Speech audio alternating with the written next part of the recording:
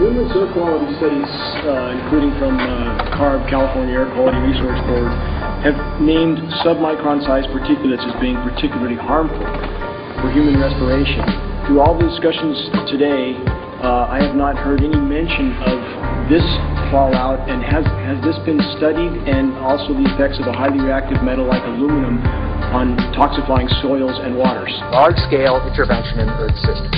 There are a variety of schemes that have been discussed for geoengineering. A classic example is injecting reflecting particles into Earth orbit. The little picture is from a nanofabrication study, which shows you can make very high quality, and do this in just a jet in a very simple way, make high quality aluminum particles just by spraying aluminum vapor out, which oxidizes. So it's certainly in principle possible to do that, and there's a big literature that's already looked at that. And you could do that by either building new versions of these aircraft or even re-engineering existing aircraft. So there's some ideas of that. So you go to an engineering firm and you want this done. They don't say this is hard or unusual. They say, okay, yes, we could do it.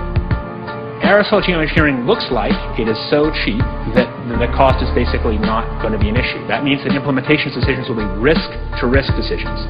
The risk of doing it against the risk of not doing it. And it makes the problem of how we govern it fundamentally harder and different than normal. So I've told you that it's cheap to deliver materials to the stratosphere, and I'm convinced that's true. I don't think that will change. But I think the more we do research, the less easy this will look, the more complicated the environmental effects will look. And that's a good thing, because right now it looks too easy.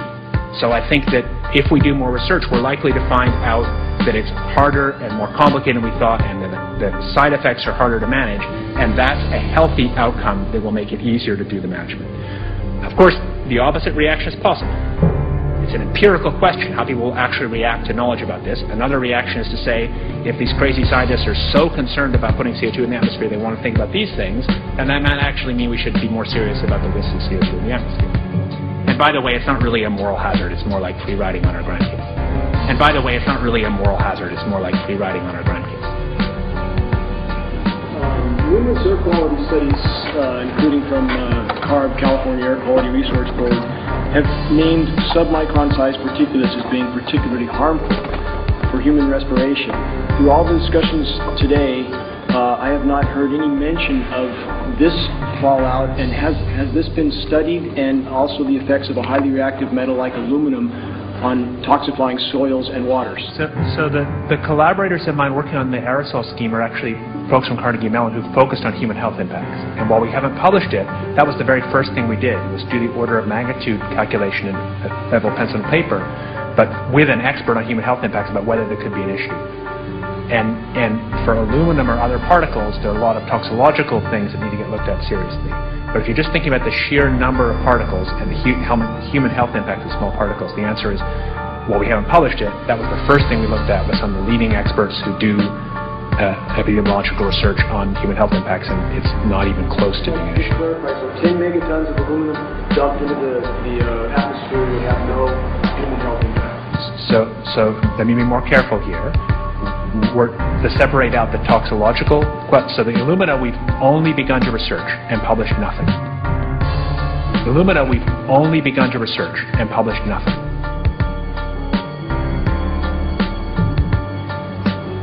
Dane looked at him and he said, so you're telling me that spraying 10 to 20 megatons of aluminum, as you said, would have no human health effects? He took a deep breath and he swallowed and he said, let me be more careful here. We haven't done anything serious on alumina, and so there could be something terrible that we'll find tomorrow we haven't looked at.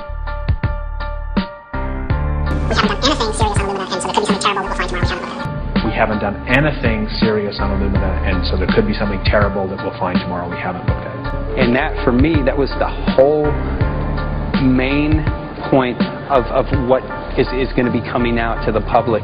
It's the damaging effects of aluminum that are being found around the world in massive amounts. Here's David Keith confronted on this very issue, and he looked, at that point like they just let the cat out of the bag. We haven't done anything serious on alumina, and so there could be something terrible that we'll find tomorrow we haven't looked at. They're proceeding because they have an agenda that's separate from trying to thwart this crisis of global warming. There's obviously several other objectives, whether it's depopulation, control, weapons aspects, communications aspects. all kinds of things, you know, wild cards that we know nothing about. We don't really know, and I'm not going to attempt to speculate on exactly what the agendas are, but we can see clearly the agendas are not benefiting mankind. You know, it's benefiting the agenda of the elite.